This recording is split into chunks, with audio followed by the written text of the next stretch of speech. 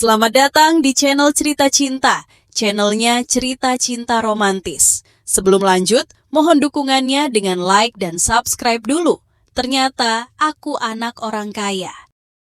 Bagian 83. Aku mau kamu bantu aku mengendalikan Laos Group, kata Gisel dengan tatapan serius. Bantu kamu mengendalikan Laos Group? Kamu mau jadi CEO? Erwin sedikit terkejut, tetapi tidak menyangka wanita ini punya ambisi besar. Aku adalah putri tidak sah dari keluarga Lawrence. Selama kamu membantuku mengendalikan Laos Group, aku akan lakukan apapun yang kamu mau. Gisel tiba-tiba mengepalkan tinjunya dan sepertinya sudah membulatkan tekad. Kamu putri tidak sah dari keluarga Lawrence, tapi mau mengendalikan Laos Group? Ini menarik. Erwin tidak menyangka bahwa Gisel adalah putri tidak sah dari keluarga Lawrence. Melihat tatapan yang penuh tekad, sepertinya Gisel banyak menerima pembulian dalam keluarganya, sehingga bisa mencari bantuan orang lain untuk membalas kembali. Oke, aku setuju. Tapi setelah dapat, nanti aku mau 60% saham Laos Group. Erwin berkata dengan sedikit tersenyum. Dia tentu dengan senang hati membantu permintaan yang bisa membunuh dua burung dengan satu batu sekaligus. Gisel tidak menyangka Erwin akan setuju semudah itu. Tapi syarat 60% saham membuatnya sedikit ragu. Itu setara dengan menyerahkan sebagian besar saham Laos Group. Tapi dia tetap setuju. Selama bisa menjadi ketua, tidak masalah untuk membayar harga ini. Tetapi dia tidak yakin orang kaya misterius bernama Erwin ini bisa berhasil membantunya. Jika Erwin tidak mampu melakukan itu, maka semua ini akan berakhir sia-sia. Oke, tapi keluarga Lawrence kami itu salah satu dari 4 keluarga besar di kota Bandung. Gimana cara kamu membuat putri haram sepertiku menjadi CEO? Gisel sangat ingin tahu. Berapa banyak saham Laos Group yang kamu punya sekarang? Aku tak punya sepeser pun, kata Gisel sambil menggelengkan kepalanya. Erwin terkejut. Gisel ini tampak ceria dan mendominasi di permukaan, tetapi ternyata tak punya saham Laos Group sama sekali. Ini di luar dugaannya. Sepertinya keluarga Lawrence sangat was-was terhadap putri haram mereka. Gisel tampak tahu apa yang dipikirkan Erwin. Dia tersenyum mencela dirinya sendiri. Mungkin terdengar konyol, aku memang mendominasi dan populer di luar. Tapi aku tidak disambut ramah oleh keluargaku. Mereka selalu was-was padaku. Alasan kenapa aku bisa tinggal di rumah, karena murni dimanfaatkan. Mereka memanfaatkan paras dan koneksiku untuk mengembangkan bisnis mereka. Tapi aku tidak pernah dianggap dan diperhatikan. Jadi tak mungkin aku dikasih saham. Ternyata hidupmu sengsara. Tak heran kamu menolak untuk pulang waktu aku mau mengantarmu pulang tadi malam. Sepertinya rumah itu dingin dan tidak layak dirindukan olehmu. Erwin mengangguk, mengingat kembali tentang kejadian tadi malam. Dia sedikit bersimpati pada Gisel. Benar, rumah itu rumah yang dingin. Mata Gisel menjadi gelap. Kalau tak punya saham sama sekali, itu berarti kamu bahkan tak termasuk anggota dewan direksi. Apalagi mau jadi CEO. Erwin berkata dengan cemberut, merasa bahwa kesulitan masalah ini telah meningkat. Masalah saham masih punya kemungkinan bisa didapatkan. Laos Group punya pemegang saham kecil bernama Elijah. Dia punya banyak hutang dan siap menjual sahamnya. Kita bisa saja beli, tapi harganya sedikit mahal, 5%. Dan harganya adalah 800 miliar. Gisel sebenarnya telah memikirkan hal ini sejak lama, tapi dia tidak memiliki dana yang cukup, sehingga ingin meminta bantuan orang kaya. Ternyata karena ini kamu mendekatiku. Erwin melirik ke mata Gisel yang bersemangat dan tiba-tiba mengerti. Tidak heran, Gisel mengambil inisiatif untuk datang berbicara dengannya pada saat selesai lelang. Sepertinya tindakannya dalam membeli cincin dengan 800 miliar itu menarik perhatian Gisel. Ketika tujuan Gisel ketahuan, dia merasa sedikit canggung dan bibir merahnya sedikit malu. 800 miliar untuk 5% saham? Erwin mengerutkan kening. Dia belum pernah bertemu dengan harga jual saham setinggi itu sebelumnya, karena dia selalu memperoleh saham orang lain dengan harga yang sangat kecil. Paling banyak tidak lebih dari 2 miliar. Tapi kali ini harus mengeluarkan 800 miliar sekaligus untuk 5% saham saja. Bisnis ini jelas merugikan. Terlalu tinggi, mending 8 miliar saja. Setelah mendengarkan kata-kata Erwin, Giselle terkejut. Ini keterlaluan. Erwin ingin beli 5% saham Laos Group seharga 8 miliar. Kalau Giselle tahu Erwin juga menganggap 8 miliar itu terlalu tinggi, mungkin saja dia akan langsung menampar Erwin di tempat. Minta Elijah ini buat temui aku. Biar aku yang negosiasi harga dengannya secara langsung. Tapi aku sarankan buat Hybrid Group yang maju buat beli dulu. Agar gak ketahuan sama keluarga Lawrence kalau kamu lagi incar posisi CEO ini. Satu-satunya cara agar rencana ini bisa berhasil. Giselle mengangguk dan setuju dengan ide ini. Karena kalau membiarkan Hybrid Group maju untuk beli dulu, keluarga Lawrence mungkin akan menyambut dengan ramah. Bagaimanapun, Hybrid Group itu perusahaan teratas di kota yang banyak membantu perkembangan Laos Group, tapi berkata dengan sedikit khawatir. Lalu bagaimana kau menjamin begitu Hybrid Group mendapat sahamnya akan berpihak membantuku? Kamu gak perlu khawatir tentang ini. Kamu cukup jalani saja kehidupan sehari-hari seperti biasanya. Jangan sampai membangkitkan kewaspadaan keluarga Lawrence. Dan perhatikan juga pergerakan masing-masing pemegang saham, terutama anggota keluarga Lawrence yang memegang saham. Erwin tersenyum sedikit. Erwin dapat menyuruh Damon untuk mengakuisisi saham yang dimiliki pemegang saham yang lainnya. Tapi saham yang dipegang keluarga Lawrence jelas tidak mudah diperoleh. Bagaimanapun itu adalah saham keluarga mereka. Dan mereka pasti tidak akan menyerahkannya semudah itu. Oke, sesuai rencanamu.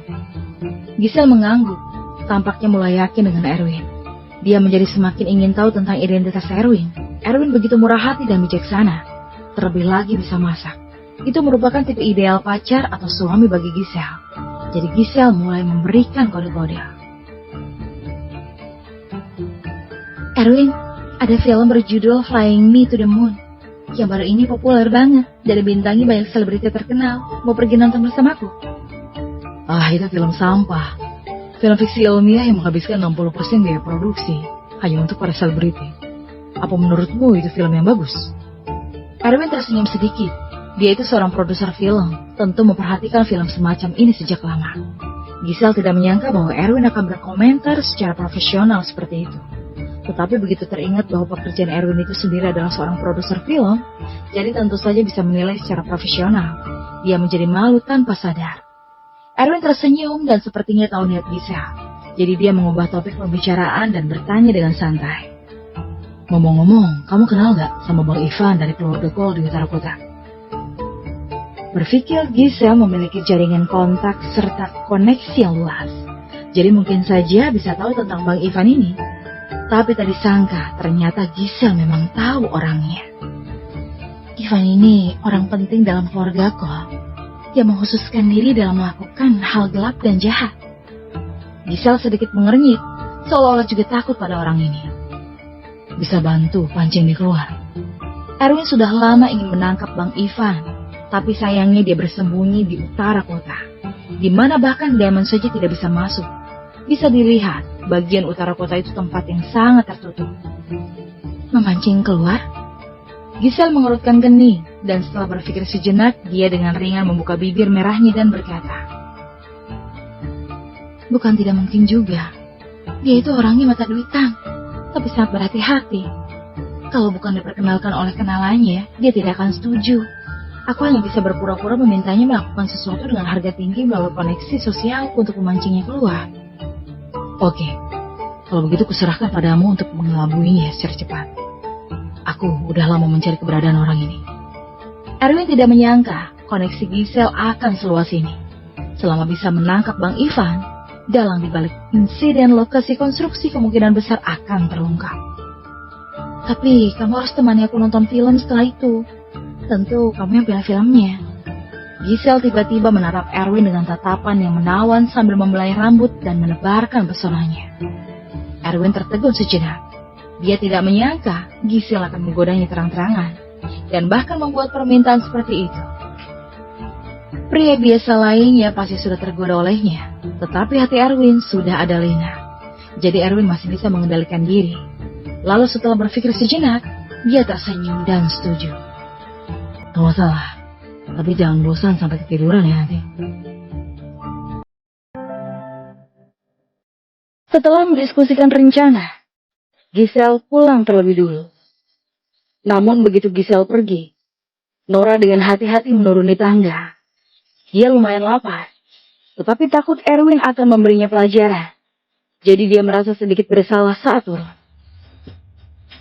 Kamu akhirnya turun juga. Erwin melirik Nora. Jika Nora tidak membuat masalah tadi malam, Erwin tidak perlu berhutang pada Giselle. Erwin, kamu masak bubur ya? Aku kebetulan lapar. Nora berlari sambil tersenyum dan ingin makan bubur. Tapi dihentikan oleh Erwin. Berdiri tegak. Nora tanpa sadar berdiri di tempat dan langsung memohon pada Erwin. Kak Erwin, aku tidak berani lagi. Lain kali aku tidak berani. Aku akan mematuhimu ke depannya. Dan tidak akan sembarangan lagi untuk pergi. Masih ada lain kali. Erwin marah, tapi tidak melampiaskannya. Jika sesuatu terjadi pada Nora tadi malam, bagaimana dia harus menjelaskannya pada Jocelyn nanti? Sepertinya dia harus mencarikan suatu hal untuk dilakukan Nora. Kalau tidak, Nora pasti akan bosan di rumah sendirian dan menyelinap keluar saat Erwin pergi. Dia mungkin akan membuat masalah lagi. Nanti ikut ke TJ yang tema. Kamu ingin jadi artis kan? Kamu akan ikut pelatihan sementara di agensi kami. Ujar Erwin setelah memikirkannya. Dia tidak punya pilihan lain. Ini akan lebih baik daripada Nora berkeliaran lagi di luar. Serius? Hebat. Akhirnya aku bisa menjadi artis. Nora dengan polusnya berpikir impiannya untuk menjadi artis akan segera terwujud. Erwin menggelengkan kepala dan membawanya ke sana. Hanya karena tidak ingin Nora membuat masalah. Dalam beberapa hari berikutnya, setelah Erwin mengirim Nora ke perusahaan, kehidupan Erwin sangat damai. Setiap pagi dia akan mengikat karung pasir di punggung sambil lari di area Villa Fancy Garden untuk meningkatkan kekuatan fisik. Selain itu, dia juga berlatih tinju bela dirinya. Tapi masih kalah jauh jika dibandingkan dengan Lisa. Pagi ini ketika Erwin sedang latihan, dia tiba-tiba menerima telepon dari Giselle. Erwin tentu langsung mengangkat telepon tanpa ragu. Erwin, aku sudah memancing keluar Bang Ivan. Tapi lokasi pertemuannya adalah klub pribadi Aqua di pusat kota yang dia pilih. Kalau tidak, dia tidak akan keluar. Suara Giselle yang merdu terdengar dari telepon. Klub pribadi Aqua. Erwin mengerutkan keningnya. Dia tidak menyangka Bang Ivan akan begitu was-was. Sepertinya akan butuh banyak usaha untuk menangkapnya. Iya, klub pribadi Aqua itu daerah kekuasaan Edi di pusat kota. Dia dulunya orang organisasi jahat juga. Jadi setidaknya punya 5-60 bawahan. Hubungannya dengan Bang Ivan sangat kuat. Jika kamu ingin menangkap Bang Ivan di daerahnya, mungkin akan terlalu berisiko. Kata Giselle melalui telepon dengan sangat khawatir. Aku punya cara sendiri. Kapan waktu pertemuannya? Kata Erwin setelah memikirkannya. Mana mungkin dia menyerah begitu saja setelah dengan tidak mudahnya berhasil memancing Bang Ivan ini keluar. Besok jam 12, aku akan menunggumu di klub pribadi Aqua. Kata Giselle yang masih sedikit khawatir. Dia juga mengambil banyak risiko. Karena jika sesuatu terjadi, dia juga akan terlibat. Setelah menutup telepon, Erwin tidak punya waktu untuk terus latihan lagi. Bang Ivan ini ternyata sangat was-was. Mungkin akan sulit untuk menangkapnya. Tapi karena lawan dia kali ini adalah aku, dia tidak akan seberuntung itu lagi. Erwin langsung menelpon Deman. Panggilan pun terhubung dengan cepat. Deman, apa ada orang di pusat kota yang dapat menekan Edi? Aku butuh. Erwin langsung ke intinya. Edi bukan siapa-siapa. Jangan khawatir Tuan Muda. Aku akan segera mengirim seseorang yang dapat menekannya untuk menemuimu. Deman dengan cepat memberikan jawaban yang jelas. Kecuali di utara kota yang merupakan tempat yang tidak bisa Deman ikut campur. Pengaruh Deman pada dasarnya ada di mana-mana. Oke. Erwin sangat puas dengan jawaban Deman. Dan setelah menutup telepon, dia langsung mengirim alamat Villa Fancy Garden kepada Deman. 1 jam kemudian, saat Erwin hendak memasak di villa, bel pintu berbunyi. Setelah meletakkan yang dikerjakannya, Erwin dengan cepat membuka pintu dan melihat seseorang pria parubaya kokoh dan tinggi yang berdiri di luar pintu. Dengan jenis potongan rambut kru dan setelan kulit hitam. Tuan Erwin, nama aku Doni. Tuan Damon yang memintaku untuk datang ke sini dan melakukan tugas sesuai perintah Tuan Erwin. Doni tampak sangat hormat di depan Erwin. Tidak berani bertindak gegabah. Erwin tidak menyangka Doni akan datang secepat ini. Damon memang seefisien biasanya. Masuklah. Setelah Erwin membawanya masuk dan menuangkan segelas air untuknya. Ceritakan tentang dirimu. Apa sanggup menekan Eddie? Erwin bertanya dengan rasa ingin tahu sambil duduk di sofa seberangnya. Eddie juga orang yang bertindak sesuai situasi. Bawahannya paling banyak hanya 5-60. Dan kekuatannya sangat terbatas. Bagaimanapun, aku telah berada di pusat kota selama lebih dari 20 tahun. Dan ada sekitar 200 bawahan. Walau biasanya terbagi ke berbagai klub. Tapi aku punya kendali untuk mengumpulkan semuanya. Bagus. Besok jam 12 siang, kamu cukup bawa orang-orang untuk mengepung klub pribadi aku di pusat kota. Dan aku memberi aba-aba untuk masuk begitu, sudah saatnya. Erwin sangat puas dengan kekuatan Doni. Dengan adanya 200 bawahan ini, dia tidak perlu khawatir lagi untuk masuk ke dalam klub pribadi Aqua. Dia pasti bisa menangkap Bang Ivan ini. Jika Eddie ingin melawan, dia tidak keberatan untuk membunuhnya. Baik, semuanya sesuai perintah Tuan Erwin. Doni dengan cepat menjawab dengan hormat. Setelah ragu-ragu sejenak, ia mengeluarkan kartu emas dan menyerahkannya kepada Erwin. Tuan Erwin, ini adalah kartu emas tertinggi dari belasan klub hiburanku. Selama kamu memiliki ini, semua pembeli akan digratiskan. Oh, sebaik itu. Erwin tak segan-segan dan menerima kartu emas tertinggi tersebut. Biaya pengeluaran di klub hiburan pusat kota itu tidaklah murah. Erwin belum pernah ke sana sebelumnya. Dengan kartu emas tertinggi ini, Erwin akan cari waktu untuk bermain di sana sesekali. Tidak apa-apa, Tuan Erwin yang datang ke klub hiburanku itu merupakan suatu kehormatan bagiku. Doni sangat senang begitu melihat Erwin menerima kartu emas tertingginya. Setelah mengantar Doni pergi, Erwin terus melanjutkan kesibukannya. Keesokan paginya, Erwin memanggil Lisa untuk berjaga-jaga. Lagi pula dia akan menangkap musuh di sarang hari ini. Meskipun Doni ada di sana untuk membantu, tapi membawa Lisa juga akan lebih menjamin keselamatannya. Ketika Erwin tiba di klub pribadi Aqua, Giselle sudah menunggu di sana. Hari ini Giselle mengenakan rok berpotongan rendah berwarna merah dan sepatu hak tinggi merah, memamerkan sosoknya yang seksi dan anggun. Kedua kaki seputih salju yang haus bahkan lebih menarik perhatian. Ditambah dengan paras cantiknya yang menawan. Jelas merupakan wanita menawan di mata pria. Setelah Erwin turun dari mobil, dia menatap kosong untuk sementara waktu. Giselle ini terlalu seksi dan menawan. Tidak heran banyak pria yang tertarik padanya. Namun dia segera tenang kembali. Melirik sekeliling dan menemukan bahwa orang-orang Doni sudah menyamar menjadi orang yang berlalu lalang dan siap siaga. Itu membuatnya merasa lega. Tapi Giselle tampaknya tidak menyadari keanehan ini. Dan Erwin juga tidak memberitahunya. Erwin, akhirnya kamu datang juga. Ini. Ketika Giselle datang untuk menyambutnya, dia tiba-tiba melihat Lisa yang berdiri di samping Erwin. Jadi tidak bisa menahan rasa ingin tahunya. Dia sepupuku Lisa.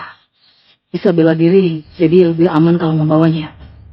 Erwin memperkenalkan sambil tersenyum. Sepupumu cukup banyak ya? Terlebih lagi cantik semua. Aku ingin tahu apakah Lina akan cemburu. Giselle menggonanya, kemudian menyapa Lisa, tapi reaksi Lisa sangat dingin. Hal ini membuat Giselle merasa tertekan untuk sementara waktu. Ini adalah pertama kalinya dia bertemu seseorang dengan reaksi yang begitu dingin. Sepupuku memang seperti ini. Erwin berkata sambil tersenyum. Dia juga tidak berdaya tentang karakter acuh tak acuh Lisa, tetapi baginya masih lumayan. Ayo kita masuk, jangan biarkan Bang Ivan menunggu lama. Mata Erwin menjadi dingin, dan dia berjalan masuk bersama Giselle. Bersambung.